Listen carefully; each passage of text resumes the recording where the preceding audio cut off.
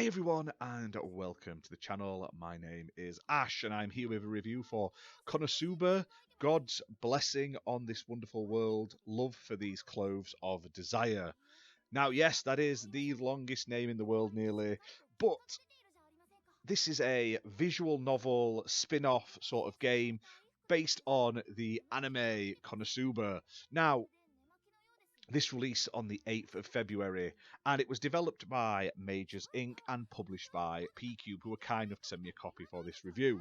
Now, it came out on PS4, PC via Steam, and Nintendo Switch, and I played it on the Nintendo Switch console. Now, I love visual novel games. I've covered tons of them on the channel. This one, obviously, is set in the world of the anime, featuring all the characters you'll know and love if you watch the show.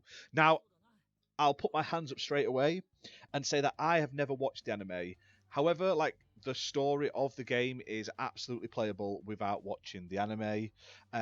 It features all the characters you've come to know and love. So you've got Kazuma, Aqua, Megumin, Darkness, just to name a few, Yun Yun. And whilst I haven't watched the anime, it looks just like the anime. I have seen clips of the anime. I have seen pictures and stuff, and the artwork and everything is exactly the same. They also use the Japanese voice actors as well, which is fantastic, so it has that very authentic feeling, especially if you watched the sub version of the show. Now, I played this and watched someone else play through it as well at EGX last year down in London. It's a really cool little visual novel, and while I don't want to go into super tons of details on what the game is about story-wise, because that is the sort of main aspect of a visual novel, is uncovering the story and its plot and its twists and stuff like that. It is a spin-off and like a side adventure from the anime. It doesn't really affect the anime, or it doesn't have any bearing on it, so it can be played standalone. Now, this game sort of mixes up visual novel with resource and time management aspects, and also clothing dress up style.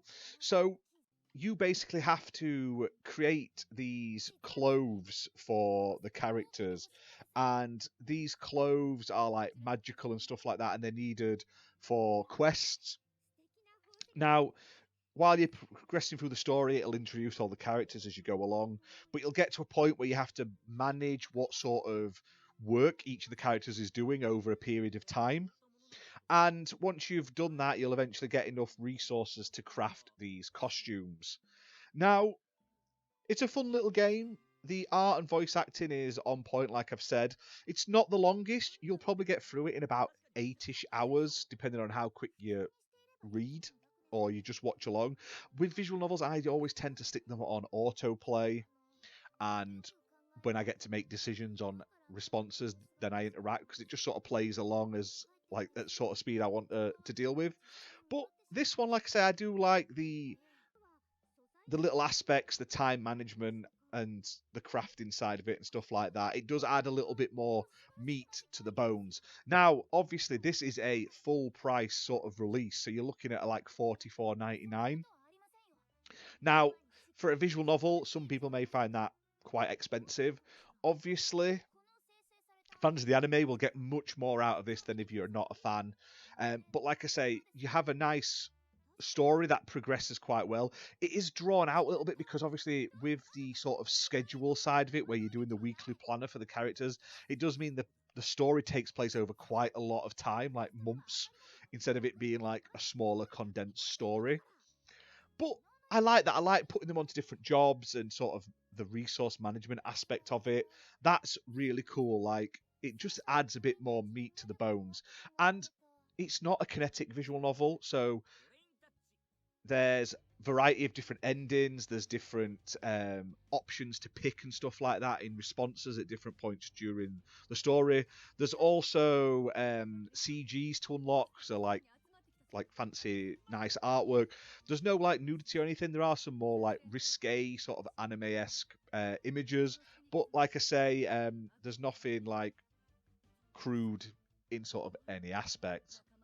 But overall, I had a fun time playing this. I really feel like I'd get more out of it if I'd watched the anime as well. But from a visual novel standpoint, it was well made. It was well written. The story was well written. The UI looked great. Especially the like resource and the time management menus looked fantastic.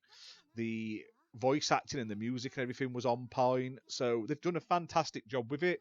Obviously, I feel like the only thing that would make people worry is the price. But like I say, if you're into visual novels and anime, this is a must-have for you guys. If you're just into visual novels, maybe pick it up in a sale because it isn't a bad little visual novel. Like I say, you're going to get 8 or 9 hours out of it, depending on how you get through it. But not having the sort of connection to the anime from watching it, maybe just give it a wait till it comes down to a bit more affordable price. But than that, guys, hit that like button, hit subscribe, and let me know down in the comments, what did you think of this game? Did you think it was awesome? What do you think of the anime? And are there any other anime sort of games I should check out that I haven't yet on the channel? And until next time, guys, thanks for watching. We'll see you next time.